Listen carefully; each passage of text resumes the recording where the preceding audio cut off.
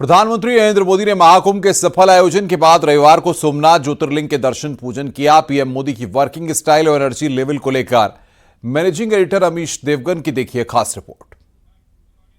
मोदी का working style और energy level उनके समकक्ष तो छोड़िए, युवाओं के लिए भी एक आश्चर्य का विषय है, क्योंकि सामान्य लोगों को 24-24 घंटे मैराथन काम कराना तो दूर ऐसा सोच भी नहीं सकते, और अगर वो इतना काम कर भी लें तो एक जैसी एनर्जी मेंटेन रखना बिल्कुल असंभव हो जाता है।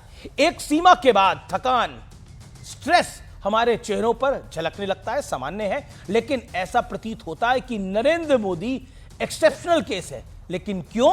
दिल्ली की नई मुख्यमंत्री रेखा गुप्ता ने इसके बारे में प्रधानमंत्री मोदी के साथ क्या बातचीत करी और उसकी बातचीत में क्या खुलासा हुआ, यह देश को आज सुनना चाहिए।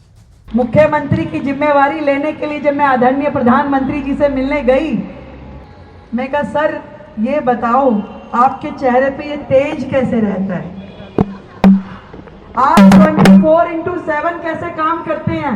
उन्होंने कहा कि रेखा अध्यात्म बहुत जरूरी है, योग बहुत जरूरी है, अपनी इंद्रियों पे कंट्रोल जरूरी है। जब ये सारी चीजों को आप जीवन में आत्मसात कर लेते हैं तो आपका जीवन अपने आप चलने लगता है।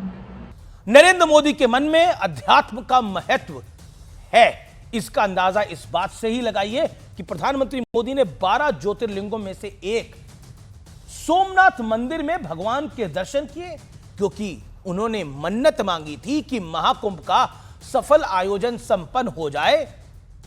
सोचिए, देश में नेताओं की एक जमात वो भी है जो महाकुंभ में डुबकी लगाने वालों की आलोचना करती है।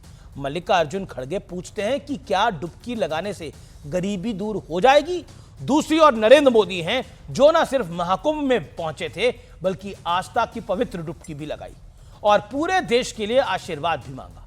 पीएम मोदी ने एक्स पर बताया, मैंने एक सेवक की भांति अंतर्मन में एक संकल्प लिया था कि महाकुंभ के उपरांत 12 ज्योतिर्लिंगों में से प्रथम ज्योतिर्लिंग श्री सोमनाथ जी में आकर मैं पूजा अर्चन करूंगा और सोमनाथ दादा की कृपा से मेरा संकल्प पूर्ण हुआ। मोदी के मन में अध्यात्म का क्या महत्व है, इसका सबसे बड़ा उदाहरण 22 जनवरी 2024 को देखने को मिला था, जब अयोध्या में श्री राम लला अपने दिव्य और भव्य महल में विराजमान हुए थे। यह वही अयोध्या है जिसे दशकों तक सियासी तौर पर अछूत रखा गया था। देश की पॉलिटिक्स का एक लंबा दौर ऐसा रहा जब अयोध्या की बात करना सांप्रदायिकता यानी सेक्युलरिज्म के खिलाफ माना जाता था, लेकिन नरेंद्र मोदी ने लाल कृष्ण आडवाणी की रथ यात्रा के आयोजन से लेकर रामलला की मूर्ति की प्राण प्रतिष्ठा तक अपनी भक्ति कभी नहीं छुपाई। नरेंद्र मोदी ने एक प्रधानमंत्री के तौर पर सबका साथ सबका विकास का मंत्र दिया तो निजी आस्था को भी अनअपोलोजेटिक हिंदू की तरह फॉलो किया, यानी सामाजिक, आर्थिक, धार्मिक और राजनीतिक, ये वो 4 पिलर्स हैं जिन पर नरेंद्र मोदी के शासन की नींव रखी हुई।